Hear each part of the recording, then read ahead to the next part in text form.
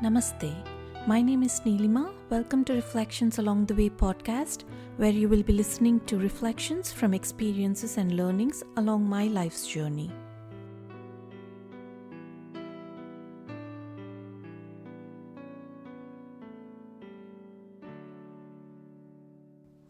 Do you guys think technology is bad? I don't think so, not necessarily.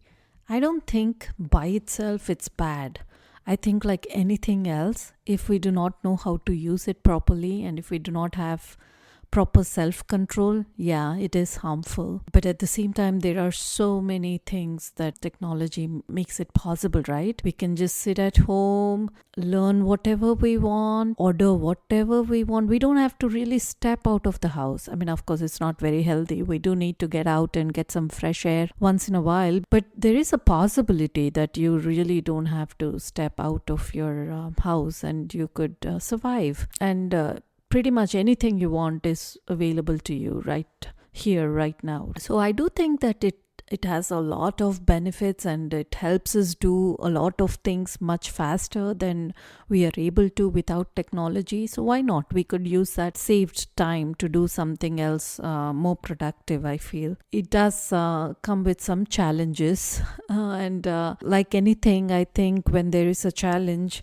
we need to step back and see how to overcome that, right? I think it's exactly the same thing with technology or social media as well. So if we are spending too much time on our phones or on social media, then it's not the phone or the Facebook or YouTube that is to be blamed.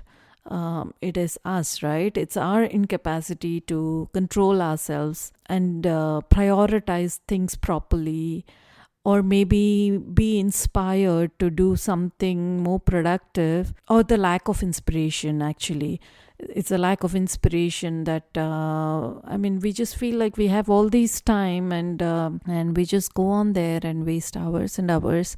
So I don't think it's the problem lies in technology or Facebook or YouTube or any social media or any piece of technology or phone as such. The problem lies within us. Most of the times, always it comes to us. So if we can make ourselves in such a way that we are not dependent on those things as much, I think it solves all the problems. But in that journey of making ourselves independent of all those things, we have to try out different stuff. We have to make an effort. First of all, we have to realize that we are becoming too dependent on that stuff. After realizing the fact that separation from that particular phone or video game is causing anxiety and we are so dependent on that, then we have to see how to overcome that. Yeah, I'm speaking all this from experience, right? Over the years, I am one of those people who uses gadgets very, very much. So I am a gadget freak, and I was actually, I'm a little less of a gadget freak now, but I was a gadget freak, and I loved new pieces of technology right from my college days. When my dad first bought my computer when I was in college, oh my god, I was so excited. My dad knew that I loved like new phones and all. I think he introduced me to all the new phones that would come up, and I used to get so excited to get a gift from him because he knows exactly what to get me. And I used to use them very well. I mean, I have no complaints. I think they served me well. I used to use all the features in there. I mean, like I was on top of it and I used that piece like to the fullest. So I have no complaints on that. But at the same time, over the years, I think that I have become like an avid user of the phone. And by saying it that way, I'm understating it, I think. I do think that I spent many more hours than required on the phone per week. Yeah, I mean, initially I was enjoying it so much, and I did not think it was a problem and all that. But over the years, I started having back and neck issues, and even like I think after a few years, I realized that using the phone that much is causing the pain to increase, but I wouldn't stop. And I tried to manage it and all that, but I think it is time that I tried something else. I cannot magically expect those kind of habits that have been formed for years together to just disappear just like that. So I am trying out something this week.